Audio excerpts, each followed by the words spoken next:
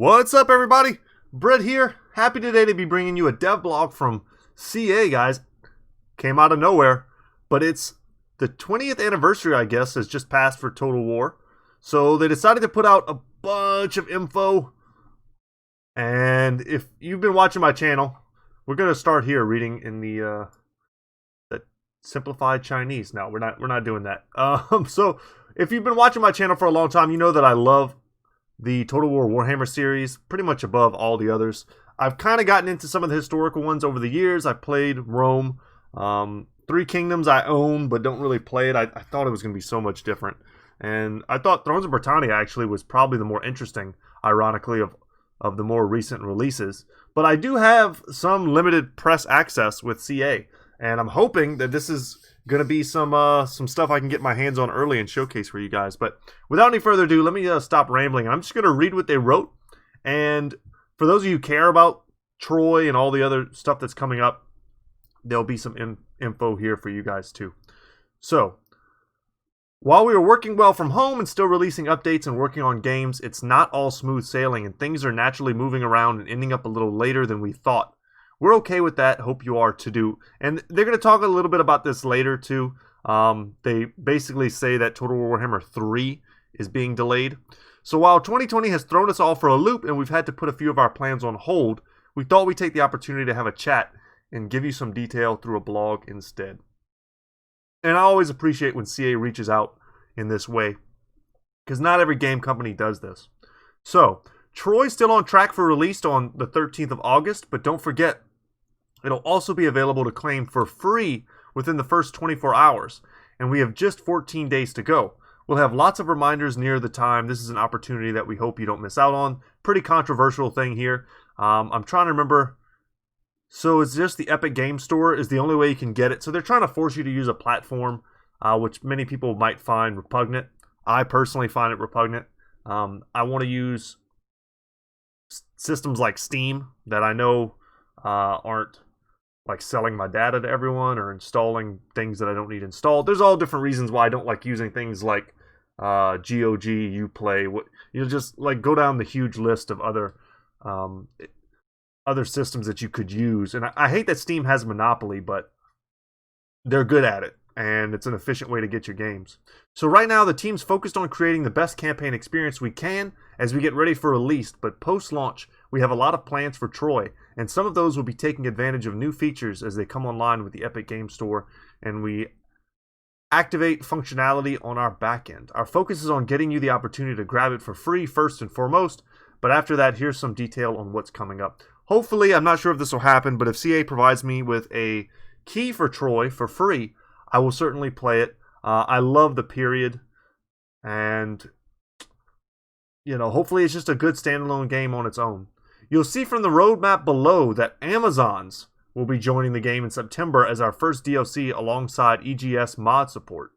Okay, though you can still mod Troy the old-fashioned way from launch, and what's more, you can grab Amazons entirely for free if you're a Total War Access account holder, which I am, although this will be a limited time offer. We'll add multiplayer in November and Blood and Glory in October. Usually Blood and Glory is just it's for them to skirt under certain ratings, and I think also perhaps it helps them in China.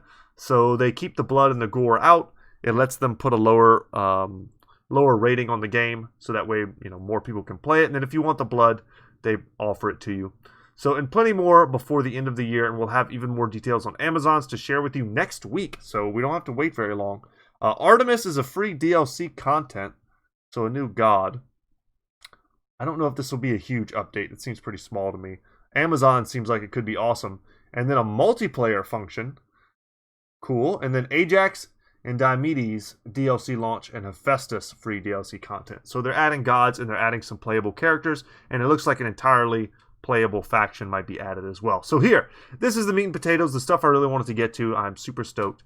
Total War Warhammer 2, The Realm of the Wood Elves returns. We can reveal that the next DLC for Warhammer 2 is indeed a Lord pack, focusing on the Wood Elves, and we will also be revisiting one of the original core races from Warhammer 2, which is you can easily speculate, I'll say, that it's probably going to be the Beastmen.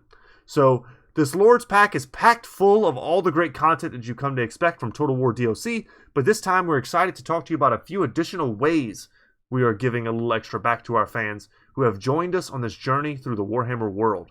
However, there's a couple of things that you need to know about, so please take a glance below for a bit of a breakdown. And I put all that emphasis on ways because that's kind of what's cool about this blog, is that they're sort of putting forth a new way to give us this content according to what we've already bought, according to the DLCs that we own or may not own, but still trying to find a way to give everyone at all different levels of this ownership something. And they'll break that down as we go down here. So for owners of Total Warhammer 2, if that's what you own, you're getting a full and complete Legendary Lords pack that will introduce you to 2 brand new Legendary Lords, each with their own factions, objectives, mechanics, units, and playstyle. I'm expecting a Wood Elf versus Beastman Lord pack. As always, you'll be able to use them in the Eye of the Vortex campaign and custom multiplayer battles. We'll also be dropping an awesome new free hero for all Total War Warhammer 2 players to enjoy. I don't know if they've speculated that it's a Wood Elf hero, but it might be. So for owners of Total War Warhammer and Total War Warhammer 2, we'll of course be continuing our old world updates for Mortal Empires, so you can use all your shiny new content in the Mortal Empires campaign. That's great. So for those of you who only own Warhammer 1, you'll still be good to go. This update will also bring some reworks for the Wood Elves faction and some general Mortal Empires updates to the game. So Beastmen and Wood Elves are probably the 2 factions in the games that need the greatest rework. I would say they might be tied actually with Chaos. Chaos is pretty garbage also. Horde factions in general can feel a little bit rough. But I'm excited, and I'm happy for all of you who only own the base game. So for everyone who owns Total War Warhammer, Total Warhammer 2, and the DLC Realm of the Wood Elves, if you've been with us since the beginning, we have a few additional surprises lined up that make this already jam-packed DLC even more interesting. If you've collected all that content, you'll also get a bonus Legendary Lord with all the trimmings. We can't wait to introduce you to her. So I'm pretty damn sure that this is going to be, God damn it, is it Ariel? The Queen of the Wood Elves? I would not be surprised. So I'm excited to see that.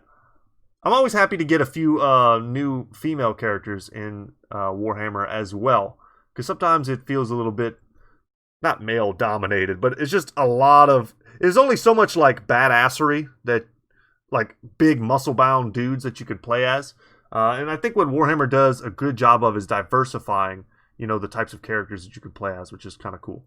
So we're looking at this DLC as something that's really for the players who want to complete their collection. While you can absolutely buy it and get a ton out of it, if you only own Warhammer 2, it's also true that you'll get the most out of it, is if you own Warhammer, Warhammer 2, and the existing Realm of the Wood Elves DLC. And we think it's worth us being upfront about that here. Okay. So it kind of breaks it down in a nice visual. And it also breaks it down again, because they understand that it's sort of confusing. Free hero character. It doesn't say it's particularly for the Wood Elves. I'm trying to think of if it would be for the Wood Elves or maybe even for the Beastmen. Don't know. But once again, it breaks it down. So if you have the everything, which is what I have, so that's what I'm the most interested in learning about, we're going to get a free LC hero and the update, right? We're going to get 2 Legendary Lords, new units, characters, mounts, and the ability to play as the Wood Elves in the Vortex campaign with a new Lord, which is cool. And then you get all of that, plus another Wood Elf Legendary Lord, which it shows down here. Awesome. So I can't wait. So we're looking at a total of, and it's still confusing you after you read it, 3 Legendary Lords and a hero. So I'm expecting 2 Wood Elves and then 1 Beastman. And if I had to guess, it's going to be Torox. It's going to be the Brass Bull. And for the Wood Elves, it's going to probably be the Queen. And also, there are the twins. I forget their names. And then there's the blind blacksmith, whose name I also sort of forget. But those, to me, I think are probably in the front runnings for characters that we might see. It says, is this all too confusing? Don't worry, we'll be announcing it properly soon, and we'll have plenty of very clear info on what you get depending on which games you own. We hope it works and you get a kick out of it because it means that we'll be allowed to do it again. And we really want to add everything we can to Total War Warhammer. So in this little like snippet here, it kind of gives you a glimpse into the development process where I can imagine in some big game developing companies that there's always the tug of war between the people who are creating the game and who are creative and who love it versus the people whose job it is to kind of control the purse strings. And there's probably always that tug of war. And it's up to sort of the creative people sometimes, I imagine, to prove to the money making or the money controlling people that, hey, not only would this make the game better, but you're going to make money off of it. And I've been saying that since the beginning. I'm like most of you guys on Reddit. I'm like, just shut up and take my money. Just keep making awesome stuff for this game, and I will keep throwing my disposable income at it. All right, Total War 3 Kingdoms. I could have sworn. Okay, this is the future. All right, I thought it was right underneath that next section. But let's go into the Total War 3 Kingdoms for those of you who like this game. The non-men are coming. So I remember playing Dynasty Warriors and playing as the big fat non-man king with the like big wolf heads on his hands, I think is what they were. And his like smoking hot wife in a bikini with a giant boomerang. Ridiculous. Anyway, in fact, they're lined up to be our very next DLC released. We're very excited, and we think this pack has a lot of great stuff in it that you're really going to enjoy. You've seen chapter packs before, but this will be our first expansion pack DLC for 3K, and it's a large one. First off, something that a lot of you have been asking for is coming. Gate pass battles and settlements will be added to the campaign map, helping to make core passes much more defensible, and some impassable shallows around Chang'an to stop the Yellow River being used to quickly take it. We don't want to give too much away yet, but we can also let you know that if you don't want to buy the DLC, there will still be a new free LC Lord for the Han. New options to stop characters from dying from old age at the beginning of the campaign. I like that. That was one of the big turnoffs for me. I wanted Three Kingdoms to be a little bit more fantasy based, even than the fantasy settings are. And some UI changes that we think will make a big difference. For me, the unit variety is just lacking. You know, if I can't like role play harder as my hero character, it makes it the fact that all of the units feel sort of samey. To me, it makes it more boring. I don't know. I hate to be that negative about it because it's definitely a great game. It says, plus there will be some things added that you'll never forget. Having said that, there's a minor issue that might bother some of you, so we want to get out ahead of it. Hulao Pass is sort of in the wrong place. We know and we're sorry these things happen. Hulao Pass is positioned north of Mount Song, and we have placed it there on the 3K map. The issue is that the mountain is in the wrong place. This was pointed out to us, but at a place where fixing it would break all of our internal saves. Wow. Our focus is on making sure the upcoming release is as stable as it can be, and having to start over with getting saves to help us bug fix and balance the game came with too many risks. This is something that we're going to correct in the future update, so rest assured that we're aware of it. The map update will come with the second expansion pack DLC that will focus on building out the north of the map. I haven't given up hope on Three Kingdoms. It's one of those games that I eventually will revisit, hopefully after they've added so much content to it that is just undeniably a great game. And then Total War Elysium, which most people probably don't know too much about. I have access to it. I have early access to it. I went to make a video on it, and it just felt like it was in such a rough place. It might be better now. I haven't looked at it in about a week or so. Maybe they've been constantly working on it. But the build that I have was very bare bones. I'm not going to say whether or not it was good or bad, but it was very bare bones features-wise, and I look forward to seeing what it'll be in the future. I love a good card game, so let's just see what it says. A huge thank you to all of you who have tested our new CCG so far. As a result, we've got some great feedback on our Total War take on the genre. The abstraction of battlefield tactics up to a card game level is proving pretty interesting to get to grips with, and there's always the random joy of seeing Lagertha face off against Dong Zhuo. Lagertha there and Dong Zhuo there. We're now running a test on PC as well as mobile, and we're opening up the test to a few thousand more players over the coming months. And you can register here if you want. All right, the future. This is the part that got me a little bit hyped and made me laugh.